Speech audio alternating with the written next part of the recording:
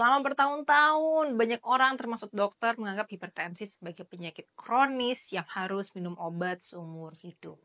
Biasanya obat-obatan bertujuan untuk menurunkan volume darah dengan cara bikin sering buang air kecil dengan diuretik, memperlambat detak jantung, dan bahkan memperlebar pembuluh darah. Semua ini memang bisa efektif menurunkan angka di tensimeter kita, tapi tidak mengatasi akar masalahnya nih teman-teman. Jadi tekanan darah tinggi bukan sekedar angka di tensimeter, tapi sinyal bahwa tubuh kita sedang dalam kondisi metabolisme yang tidak seimbang. Dan di antara semua pemicunya, banyak orang selalu menyalahkan garam. Jadi orang dengan hipertensi harus menghindari garam. Tapi faktanya di lapangan, banyak orang yang sudah diet rendah garam, mengganti garam dengan garam rendah natrium, tensinya tetap tinggi. Ternyata ada satu pemicu tekanan darah tinggi yang diam-diam tidak kita ketahui, yaitu karbohidrat, terutama pada gula, tepung olahan yang sering nggak kita sadari. Kok bisa karbohidrat meningkatkan tekanan darah, dok? Jadi, setiap kali kita makan makanan tinggi karbohidrat seperti roti, nasi, mie, biskuit, gula, bahkan jus buah, tubuh akan memecahnya menjadi glukosa.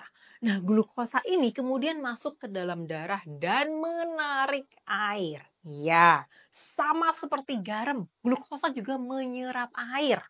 Artinya, semakin tinggi kadar gula dalam darah, maka semakin banyak air yang tertahan di dalam pembuluh darah. Hasilnya, volume darah kita meningkat dan tekanan dalam pembuluh darah juga naik. Lebih buruk lagi, kelebihan gula juga menyebabkan peradangan pada pembuluh darah, membuat pembuluh darah jadi lebih kaku dan sempit, memicu penumpukan plak. Terbentuklah aterosklerosis sehingga aliran darah kita terlambat, serta meningkatkan resistensi insulin yang memperburuk tekanan darah dan metabolisme secara keseluruhan. Jadi, kadar gula darah terlalu tinggi dapat menyebabkan retensi natrium. Tubuh kita menahan garam bukan malah membuangnya, serta meningkatkan produksi insulin yang kemudian menyebabkan ginjal menahan lebih banyak air dan natrium, serta mengaktifkan sistem saraf simpatis yang bikin jantung berdetak lebih cepat dan pembuluh darah menyempit. Nah, semua efek ini saling menumpuk dan akhirnya memperburuk tekanan darah kita. Maka dari itu, fokus menurunkan gula dan karbohidrat olahan juga sangat efektif dalam menurunkan hipertensi dibandingkan sekedar mengurangi garam saja nih teman-teman. Nah, tapi bukankah garam juga bisa bikin tekanan darah naik? Ya, bisa. Tapi enggak pada semua orang nih teman-teman. Jadi garam memang bisa meningkatkan tekanan darah, terutama pada orang yang disebut salt sensitive. Jadi sekitar 20-25% pada populasi umum ya. Ini termasuk orang dengan gangguan penyakit ginjal, orang lansia, penderita diabetes tipe 2, serta yang mengkonsumsi diet tinggi gula dan makanan fast food nih teman-teman. Salah satu kesalahpahaman yang paling umum soal garam adalah bahwa semakin banyak kita mengkonsumsi garam, maka semakin tinggi tekanan darahnya. Padahal tubuh kita sebenarnya punya sistem pengaturan garam yang sangat canggih nih teman-teman. Ketika tubuh mendeteksi kelebihan natrium atau garam, maka akan terjadi serangkaian mekanisme untuk membuangnya. Yang pertama, melalui urin. Ginjal adalah organ utama yang mengatur keseimbangan natrium pada tubuh kita. Saat kita mengkonsumsi garam dalam jumlah banyak dari biasanya, ginjal akan meningkatkan ekskresi natrium ke dalam urin untuk menjaga tekanan darah tetap stabil.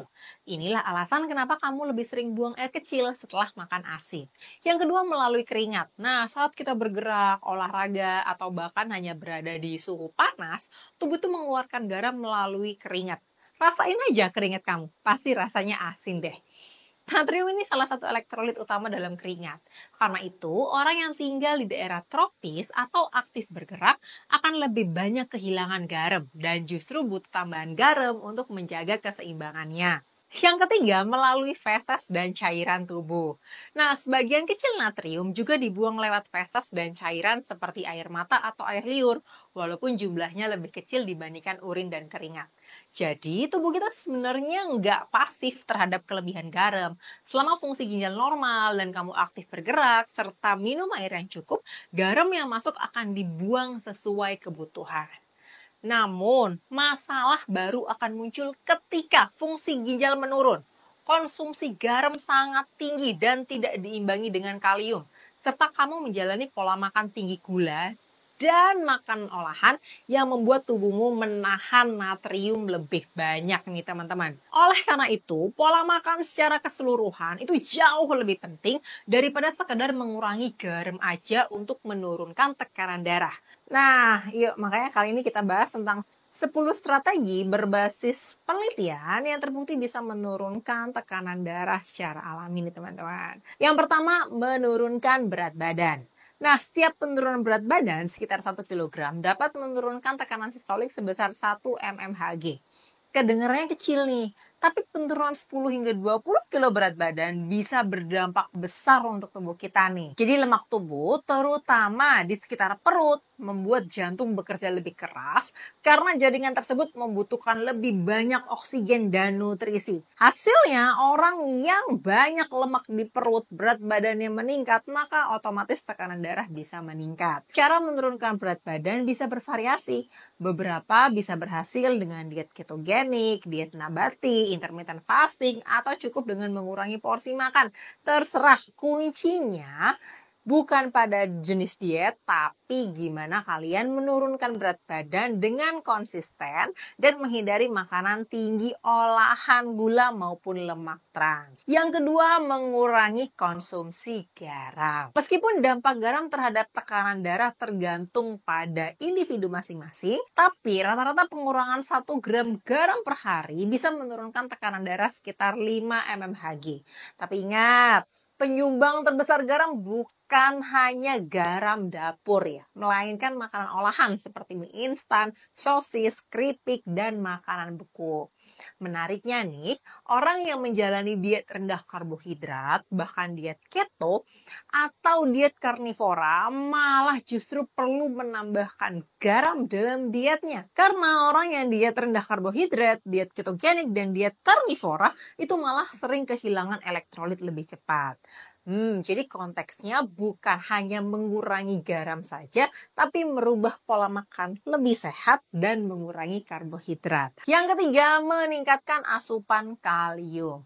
Kalium membantu mengimbangi efek natrium dan memperbaiki fungsi ginjal. Dengan asupan kalium yang cukup sekitar 4.000 sampai 5.000 mg per hari, tekanan darah bisa turun hingga 5 mmHg. Sumber terbaik dari kalium apa nih? Yaitu sayur berdaun hijau, buah seperti pisang dan alpukat, serta kacang-kacangan. Yang keempat, meningkatkan asupan magnesium. Nah, magnesium ini dapat membantu mengatur tonus otot pada pembuluh darah dan mendukung produksi oksida nitrat atau zat yang bisa merelaksasikan pembuluh darah kita. Dosis harian sekitar 400 mg dapat menurunkan tekanan darah hingga 2 mmHg.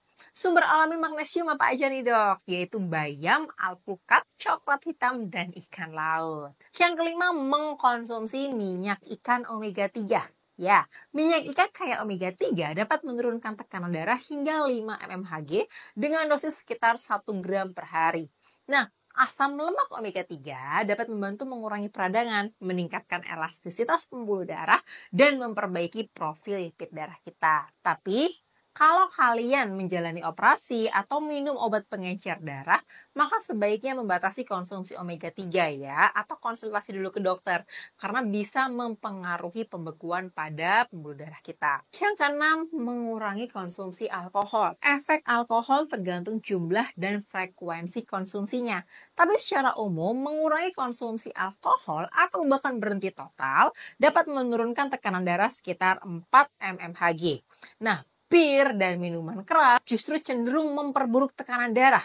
Sementara wine merah dalam jumlah kecil mungkin punya efek netral atau sedikit positif.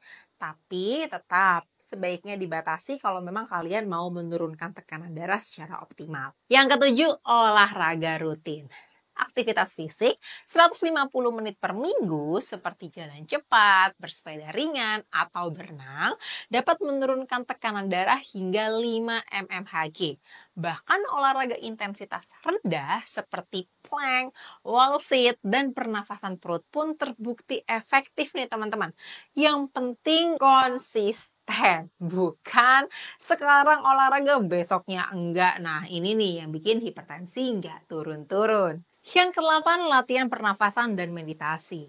Studi menunjukkan bahwa latihan nafas selama 5-10 menit per hari dapat merangsang produksi oksida nitrat dan meningkatkan tonus saraf parasimpatis yang membantu pembuluh darah lebih rileks. Hasilnya tekanan darah kita jadi turun. Nah, meditasi, mindfulness, dan doa juga dapat membantu menurunkan stres yang merupakan salah satu penyebab tekanan darah tinggi kronis nih teman-teman. Yang ke-9, belajar mengelola stres. Ya, stres memicu adrenalin dan kortisol, dua hormon yang menyebabkan pembuluh darah menyempit dan jantung berdetak lebih cepat. Belajar mengelola stres melalui journaling, membaca, aktivitas santai, atau teknik kognitif bisa menurunkan tekanan darah sekitar 5 mmHg. Dan yang terakhir adalah mengkonsumsi makanan kaya nitrat alami. Beetroot, bayam, seledri, dan sayuran hijau lainnya mengandung tinggi nitrat alami yang bisa diubah tubuh menjadi oksida nitrat. Senyawa ini membantu melebarkan pembuluh darah dan meningkatkan sirkulasi. Jus beet misalnya, bisa menurunkan tekanan darah hanya dalam beberapa jam setelah diminum. Kalau kalian pengen tahu makanan lain yang bisa menurunkan tekanan darah secara alami, aku udah pernah bikin videonya nih teman-teman, bisa langsung dicek ya. Dengan menjalankan semua tips yang aku sampaikan tadi, banyak orang berhasil menurunkan tekanan darah secara alami, bahkan bisa mengurangi atau menghentikan obat. Tapi tentu dengan pengawasan dokter dan kontrol secara teratur ya. Coba dong kalau udah ada yang pernah coba salah satu tips yang aku sebutkan tadi dan berhasil menurunkan tekanan darah, tulis di kolom komentar ya. Semakin banyak yang berbagi, semakin banyak yang terbantu pastinya. Dan dari teman-teman, see you di video selanjutnya ya. Bye-bye.